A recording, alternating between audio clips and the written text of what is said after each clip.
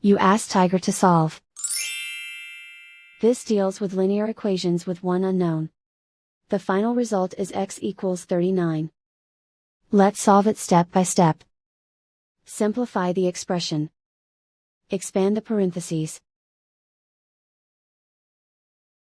Simplify the arithmetic. Group all constants on the right side of the equation. Subtract 4 from both sides.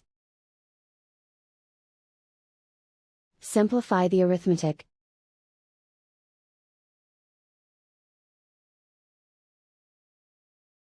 Isolate the x. Divide both sides by 2. Simplify the fraction. Find the greatest common factor of the numerator and denominator.